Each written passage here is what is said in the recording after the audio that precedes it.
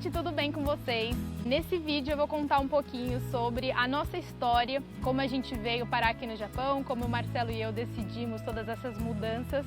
Mas para isso eu vou precisar voltar um pouquinho no tempo, lá em 2013, que foi o ano que a gente tomou as principais decisões que nos trouxe até aqui. Eu estava no penúltimo ano da faculdade, eu fazia publicidade e propaganda, e o Marcelo estava terminando o mestrado.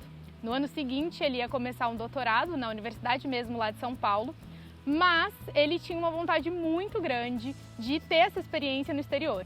Então, juntos a gente começou a analisar oportunidades e ele fez várias entrevistas em diferentes universidades fora do Brasil, até que ele encontrou um projeto que ele gostou muito e que felizmente aprovaram ele no processo seletivo.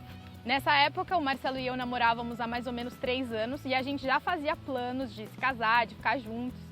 A gente sabia que ele morando fora, a gente ia acabar enfrentando uma distância muito ruim, mas ao mesmo tempo a gente tinha uma convicção muito grande de que isso seria muito positivo pra gente. No total a gente ficou um pouquinho mais de 1 ano e meio longe um do outro, e nesse meio tempo o que a gente fazia era, eu ia nas minhas férias para Barcelona e nas férias dele ele ia para São Paulo. Aconteceu que nesse período em que ele estava morando já em Barcelona, a empresa em que eu trabalhava, ela mudou a sede para o Rio de Janeiro. E aí o meu departamento inteiro ia mudar e não fazia sentido para mim, né? Eu morava com a minha mãe em São Paulo, então eu ia ter que procurar um outro emprego. E a gente acabou identificando isso como uma oportunidade, na verdade, né? A gente já estava precisando de um empurrãozinho, né, pra gente finalmente casar, ficar juntos. Então a gente começou a programar o nosso casamento para 2015. Enquanto a gente organizava o nosso casamento, eu também aproveitei para organizar a minha futura vida em Barcelona. Então, do Brasil mesmo, eu comecei a procurar universidades para que eu pudesse fazer um mestrado, que lá na Espanha se chama Master, assim que eu chegasse na Espanha. E aí eu fiz a matrícula e deixei mais ou menos já tudo encaminhado para que quando eu chegasse em Barcelona eu pudesse começar a estudar lá. A minha ideia era mudar de área, porque no Brasil eu estava trabalhando com marketing offline e eu queria me especializar na parte de online justamente para ter a possibilidade de, em outras oportunidades, conseguir trabalhar remotamente de qualquer lugar do mundo. Outra motivação de fazer esse Master era porque eu ia conseguir ganhar fluência no idioma e era uma oportunidade de eu entrar no mercado de trabalho lá na Espanha. Então, com tudo pronto, em setembro de 2015, Marcelo e eu, a gente casou no Brasil e fizemos também a nossa despedida. Foi um dia muito marcante pra gente, porque no dia seguinte do nosso casamento a gente já estava embarcando. E assim foi, logo depois do nosso casamento e da nossa lua de mel, a gente arrumou as nossas malas, eu literalmente coloquei tudo que eu podia em 2 malas e aí a gente partiu. Mas nós não fomos para Barcelona diretamente. Isso porque no contrato de trabalho do Marcelo estava incluído todos os anos uma temporada de alguns meses em Nova York. Isso fazia parte do projeto. Então, era justamente no mês seguinte ao nosso casamento, então nós nos mudamos para lá e ficamos de 5 a 6 meses mais ou menos em Nova York. O que foi ótimo para mim, porque eu tive a oportunidade de estudar, eu consegui melhorar bastante o meu inglês e perder aquele medo que a gente tem de falar, né? Porque lá eu pude praticar bastante. E aí sim, no comecinho de 2016, a gente refez as nossas malas, dessa vez até um pouquinho mais difícil, porque eu tinha comprado muita coisa em Nova York, mas embarcamos para Barcelona, dessa vez para ficar de vez. Bom, pelo menos pelos próximos anos.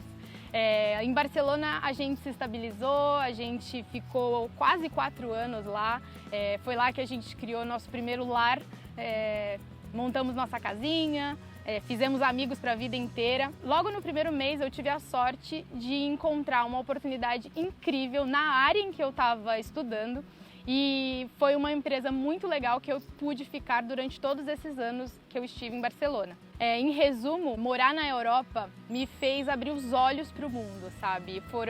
Eu descobri tantos jeitos diferentes de se viver, tantos destinos diferentes para conhecer, tanta cultura nova que estava ali ao meu redor. E foi por isso, pela grande facilidade, né, de ir de um canto para o outro lá na Europa, principalmente pelo preço e pelas distâncias, que eu comecei a viajar como uma louca. Principalmente no primeiro ano, quando eu cheguei na Europa, eu não podia ver uma promoção que a gente já estava planejando uma viagem. Inclusive foi por conta disso que nasceu o blog Por Onde Eu Vou. Eu tinha a intenção de deixar registrada todas aquelas experiências incríveis que eu estava vivendo, todos aqueles lugares que eu estava conhecendo. Eu sou muito grata e muito privilegiada de poder viver tudo isso. Então eu queria poder registrar e nunca esquecer de nada daquilo que eu estava vivendo. Eu sempre falo que o blog veio para deixar registradas as histórias que existem atrás de cada uma das fotos que eu tiro.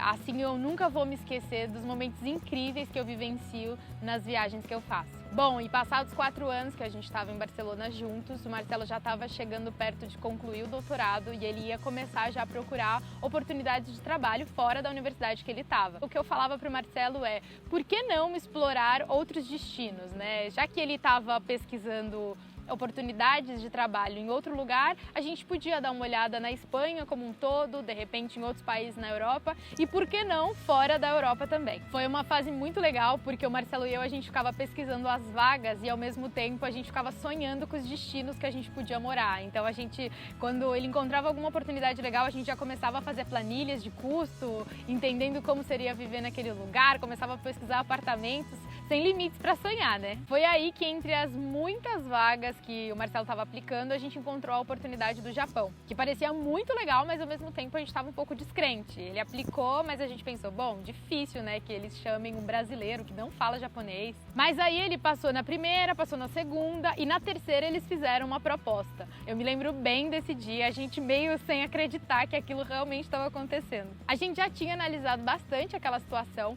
mas de repente aquilo se tornou real. É claro que a insegurança bateu, aquele medinho e frio na barriga, mas a gente estava tão feliz com a possibilidade de viver uma realidade tão diferente do outro lado do mundo que a gente só conseguia pensar em tudo de bom que estava por vir. Não tinha como, a gente não podia deixar de viver isso. E se não, naquele momento, quando a gente tem outra oportunidade de morar no Japão. E também, para falar a verdade, esse friozinho na barriga causado pelas mudanças, isso me motiva e motiva bastante o Marcelo também. A gente gosta desse imprevisto, a gente gosta de recomeços. E naquela hora a gente sentiu que era a hora de um recomeço. Bom, assim que o Marcelo aceitou a proposta, a gente já começou a organizar a nossa mudança.